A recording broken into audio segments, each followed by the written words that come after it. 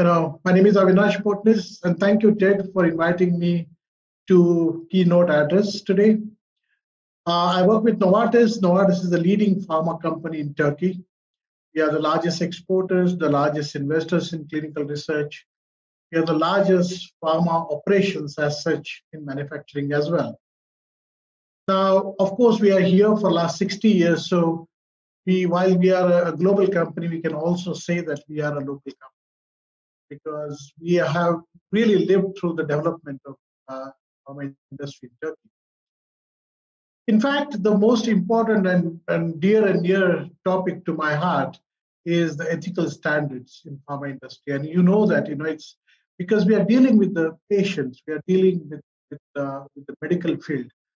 Trust is the most important capital that we have in this business. And the trust comes from our ethical standards, our values, our behaviors, and our connections with the patients.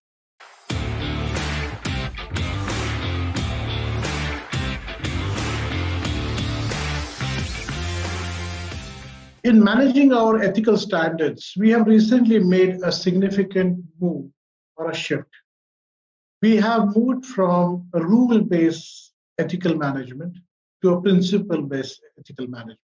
It's in a way to rather live up to our expectation and our philosophy of being unbossed. It's unbossed because we are transferring the responsibility of being ethical and being risk-free to the employees. Our ethical risk management doesn't sit on an island separately in the organization. It becomes a part and parcel of our conducting the business or living the business. As we actually go through our day-to-day operations, ethical conduct is part and parcel of our ethos.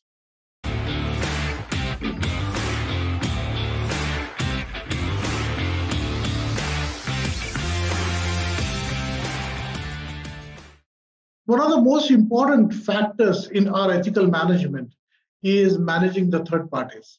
Now, you may ask me, why do we need third parties? You are such a global company, you can actually operate by yourself in the business that you know for sure and for long. But here it is, our main objective is to bring the customer satisfaction, the patient outcome.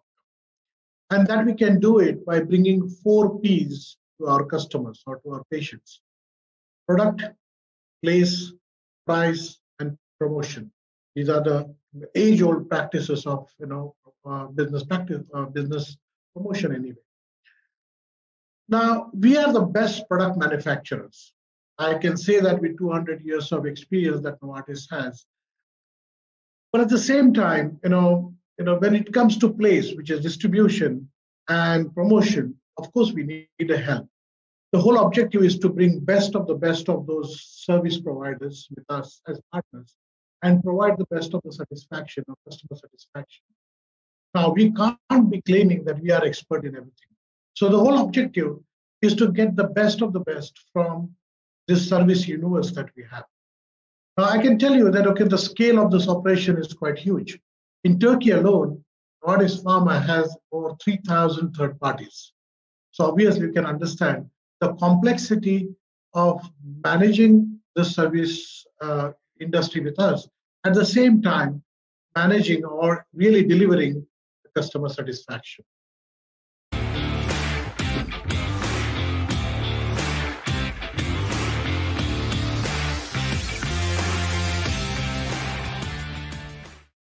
People ask me about this, that do we really have to manage the risks with third parties?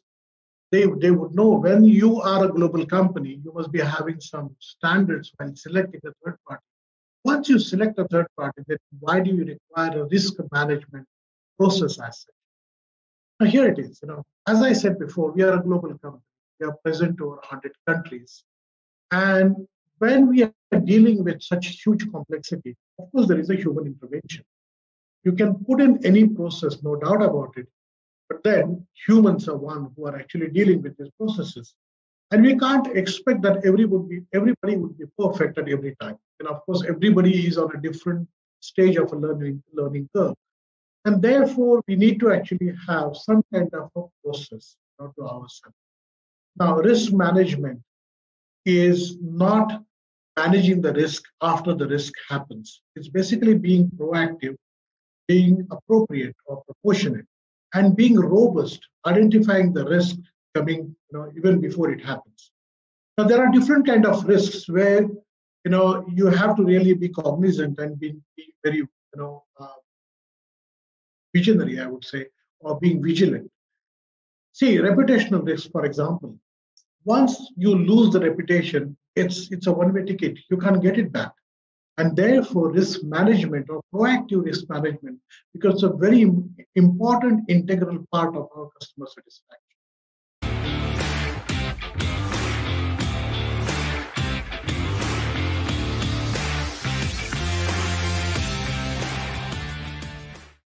Now, managing the risk at a global scale, has to really put into the frame, and therefore there is a process. What we do is basically we have our best practice sharing, training, and all that, and we put this whole thing together into a sort of a framework. Now, there are 5 principles through which we manage the risk globally. The first principle: manage the risk at acceptable level. Now, when I say acceptable level, as I said before, we have to manage the risk before it happens. So it has to be proportionate, it has to be robust, and it has to be proactively managed. As I said before, that sometimes the risks happen, it's very difficult to come back and manage your reputation or manage even some legal proceedings out of it. Therefore, managing risk at an acceptable level is a very important principle. The second important principle is that the business owns the risk, and business owns the responsibility of risk management as well. Now, why I say this? See, if risk management becomes a sort of a function by itself and being separately managed, then it's basically business versus risk management, or business versus ethical standards. No, actually, it has to be the business has to understand, the business operation has to understand that risk management and ethical standards is part and parcel of conducting the business. It becomes our way of life. It is nothing different than our way of life. And therefore, the risk management as such or risk control as such is not managed by a function sitting in the corner of the organization. It's actually part and parcel of our organization. The third one, that there has to be a framework, as I said before. Now, in Novartis, we have TP, or third-party, framework. This third-party framework, is actually a sort of a set of processes. And what we do is that every single third party who actually contracts with us has to fit into this framework. So it cannot be that we fit our framework into the third party's expectation. It has to be the third party fitting into the framework. Fourth and most important thing, contracting. See, many times it happens that some of the third parties are not willing to contract with us for their own compulsions. Now, it's very simple that if there is no ethical standard, or there is no ethical understanding, or if there is no ethical risk management, there is no contracting. We don't contract with that third party. I can give you an example here. Recently, we were approached by a service provider who was organizing a congress, a medical congress. There were a large number of doctors actually attending this congress. Now, obviously, they don't manage this congress, so they asked a service provider to rather manage this congress. The service provider came to us because we were the sponsors of the congress, and we started having the contractual discussions with them. One of our conditions was that if you contract with us as a third party, we need to audit you. We need to actually see, at least for the process that you are contracting with us, at least for this congress that you are actually contracting with us. We need to know that everything that you do through the process and through the contract is ethical. This third party refused to actually give us a right to audit them. Obviously, we could not accept them as a third party. Of course, we were caught between the event organizers and the third party. But finally, we have to convince the event organizers that we have some ethical standards. And it's good for the third party also to abide to those ethical standards.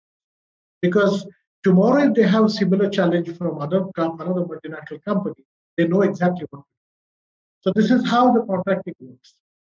And last but not the least is, again, I said, that there has to be some kind of ethical, way of, training them or helping them in order to raise their own ethical standards, the third party's own ethical standards in the country. Now, of course, we do that, by bringing them lots of learning from other countries, lots of examples, how this could be done also. This is one way of contributing to ethical standards or raising the ethical standards in a country. And we do that actively in Turkey. So let me tell you actually how do we help, in Turkey. So we are part of TEID. We are also part of the association, which is the research-based companies here, the pharma companies. And all of these companies have their own ethical standards, their own ethical framework. We try to make one concoction out of it and help the third parties to understand what a global standard means. This actually helps all of us in order to finally deliver the best of the customer satisfaction. Please, understand what I'm trying to say. We are all doing this in order to provide quality, consistency, and the best of the customer satisfaction, for which we need trust of our employees, we need our trust of our shareholders, we need trust of our patients or our customers. And all that could be achieved only when you have a proper framework and you have proper standards and the processes that you work. If you're a global company, you have to have that. But at the same time, I'm very thankful to all the third parties that we deal with, that they are one of the best partners so far. To be, and they are the partners with us in order to provide the best of the services that so far we have been providing in Turkey and globally. Before I close, let me thank TEID, to bring me in, face to face with you. It is such an amazing opportunity. We are here for last 60 years, as I would say, and we will be here for more than 60 years in the future. So we are always partners. First of all, also thank you to all of you to listening to me. I don't see you face to face. In a virtual world, it's difficult to imagine that you are sitting in front of me and I'm sitting in front of you. But that's the way of life for another year or so, I would say. So all the best and have a great Congress.